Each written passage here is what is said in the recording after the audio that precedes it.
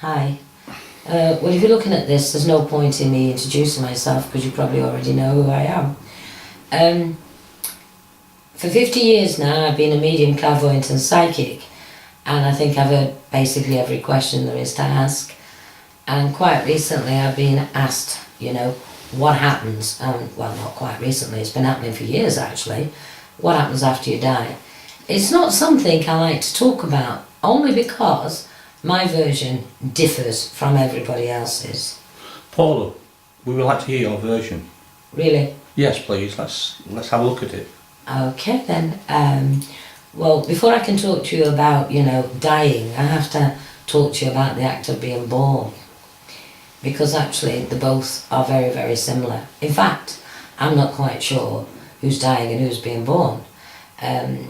You've all heard, possibly, I should imagine, if you haven't, I'll explain it to you, that, the term a clinical death, people who've died and been brought back from the verge of death. And I love children when they talk about this, because children lie, but they can't sustain a lie. So, and adults do tend to exaggerate things.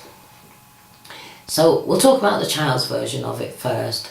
I've had many children. I'm called out by mothers and fathers to explain to them why the children are acting strangely after having had what is termed a near clinical death. For those who don't know what that term means, it just means that a child has witnessed the other side, or died on the operating table and been brought back by the surgeons, or dragged out of a drowning situation, brought round 20 minutes later, and completely, go berserk talking about going along this long dark tunnel with this light at the end of it. And when they got out, they saw their grandma and their granddad and their auntie and their uncle. And even when they come back home from the hospital, they will go around looking at pictures, pointing at pictures, saying, that's my Uncle Fred, or that's my Auntie Marion, and my grandma was there. And the parents are absolutely stunned, because they say, but they were all dead before she was born. She doesn't know them. How does she know them now? And I say, quite simple. She's been on the other side. But this child was brought back. Unfortunately, if you go back and see that child again 2 or 3 years later, they've been to school, they've been indoctrinated, and they've forgotten the memory because they're told to forget, don't talk about it, forget it happened, people laugh at you, which is a shame, really. Now, they describe this as going along this long, dark, breathing, living, moving tunnel, entering into a white light, and scared, and they cried out, and then it was okay because all the family came forward to meet them. Those who had passed before them, of course. But the art of being born is exactly the same. The child comes down a long, dark, living, breathing tunnel. It's called the birth canal. And at the end of that tunnel is a bright light. And you know what? That child doesn't know a living soul. But when they step out, they cry out. And you know what? Mother, father, brother, sister, auntie, uncle, they all step forward to greet this newborn child, and it's straight into a ready-made family. Now, one you call being born, the other you call dying. And what happens if, when we are so-called born, we're really dying to get here, and when we so-called die, which you can't do for the life of you, by the way, well, actually being born to go home. So let me tell you what happens after this process. I mean, let's face it, you only know birth as birth because you're told that. And you only know death as death because you're told that. What happens if they've told us wrong? What happens if that's all we know and that's what we tell each other? And I really believe it's the other way around. But there again, that's merely my opinion. Because if you tell me this is heaven, being born here, I'll cry. Okay, I believe we go to... Now, I'm not going to use the word heaven. That's the wrong word to use, because you will be told when someone in your family dies, they've gone to heaven now and they're in this beautiful garden with hearts and roses, and I bite my tongue and I sit there and keep my mouth like this when I hear this explanation being given. Because if that makes you feel good, fine, live with it. But I've probed a lot deeper than that. And I've seen things a lot deeper than that. And yes, I've had the near-death experience on more than one occasion. And I've gone along that long dark tunnel and I've seen that light at the end of it. And I've stepped out into that light.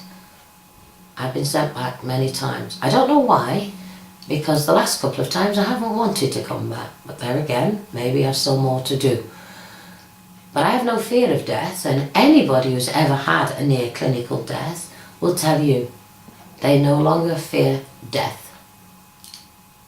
Now, we all fear death, because we think that's the end, and we're going to leave our loved ones, and we're never going to see them again, and we're going to leave them to struggle on their own. Well, you know, you've got more family on the other side than you've got here. More of your family has gone to the other side than you actually have here. So what is your problem, as far as I'm concerned? Dying to me is one of the easiest things you'll ever do. Okay, yeah, long drawn, painful death. We struggle to survive, but there is a reason for that. But immediately we step out into that white light, we don't struggle anymore. And I've met many people who wanted to go to spirit, wanted to die. I've met very few who would turn it around and come back. There again, we do come back. But we need time to recover from the life we've lived. And this is what I'm going to talk to you about. Reincarnation, life after death. People say to me, do you believe in it? And I say, no, I don't believe in it. And they go, what? And I say, I know it. There's a difference between believing and knowing. But if you want to go on and believe that all your family who have passed to the other side are in this garden with these arts and these roses, then fine. If you're happy with that, be that way. Far be it from me to make you think. But you know, if they're all in this garden, then their parents are in that garden, and their grandparents are in that garden, and their great-great-grandparents are in that garden, and their great-great-great... Makes you wonder, doesn't it? Can't be a lot of room, can there? And I find it very difficult to believe, even as a child, 8-year-old, I disputed this when I was at a convent. Only went to school for 8 months. They soon got rid of me at the Catholic convent. I was too, no, you're wrong, no, that's not right. So, thank God I never went back to school again. I'd been indoctrinated and won't be a free thinker. And I wish to remain that way. So let's go through the act of dying. Yes, you will go into a long dark tunnel. Yes, you will be whipped along this dark tunnel. It will be pushing you, pulling you, and you will be heading to the exit of this tunnel. And yet there will be a bright white light. And yes, your family will step forward. Your loved ones will put their hands out and greet you and bring you into the family. And you will stand there and you will see the same clothes you're wearing, and they're wearing the same clothes you remember them in, and their hairstyles are the same, and the makeup's the same, and the dogs are there, and your favourite cat's there, and it's home from home, and everything's wonderful. But this is only to make you feel comfortable. Okay? You don't have that body anymore, and you don't have that dress anymore. Having said that, Spirit have the ability to recreate themselves, to paint the picture you wish to see. Alright, to make you feel comfortable. So when they visit you, they just think, and they appear to me as a medium, exactly as it was before they passed to the world of spirit. So I can describe them to you. But they're pure spirit now. So they're not going to sit in a garden and twang around on harps. They haven't got any fingers. They can only recreate it if they feel like it. And that's to make you feel more comfortable. There again, first few months in spirit, there's a big long process to go through. So once you feel comfortable and you've settled in, and yes, your mother can be there and she'll kiss you and you'll smell the essence of her and you'll feel her comforting arms. There comes a time when it's ready for you to go to a certain area. And they'll take you there, and that's okay. Your guardian on the threshold, your guardian angel, your overseer, brothers of the cosmos, someone will come forward to escort you to the next area, which is another vibration. And there are many stages to go through. For example, if you've had a very long, drawn-out, painful death or a very sudden shock death, you can go into what is termed the nursing bay. As a medium, I see it as a small hospital. And yeah, there are beds in there. Having said that, there are no beds in the world of spirit. There are no hospitals in the world of spirit. So what are you in? You're in a vibration of care. And they create the picture of the hospital and create the beds for me, the mere mortal, the medium, to see, so she can describe it to you. So want of a better word, I call it the nursing bay. But you see, when a child is born sudden, say the mother had been in a car accident and the baby is brought into the world quickly by a doctor doing a caesarean section, or maybe the mother has had a long drawn out painful birth, where do they send that baby? They put it in intensive care or into an incubator, and that's a nursing bay, isn't it? So aren't the two situations very similar? Now, you can stay in the nursing bay. There's always a period in spirit, I've noticed, of 2 years and 5 months. I'm not saying everyone's in the nursing bay for 2 years and 5 months. There's just this period. It's like being in love. Have you noticed being in love only lasts 2 years and 5 months? Have you noticed the sheer pain of losing someone is more severe in the first 2 years and 5 months? It's amazing that, isn't it? Situations have this amazing time factor. I've yet to find out what that time factor is in the world of spirit. I've only got it on the earth plane at the moment. When I get it, I'll come back and tell you. But once you come out of the nursing bay, and you can be out of the nursing bay in a week, you can be out of the nursing bay in a month, their time factor is different from ours. Things can happen in the world of spirit in the 8th of a second, take 2 years here, and 5 months. Think about what I'm saying to you. Open your mind. Because I know what I'm talking about.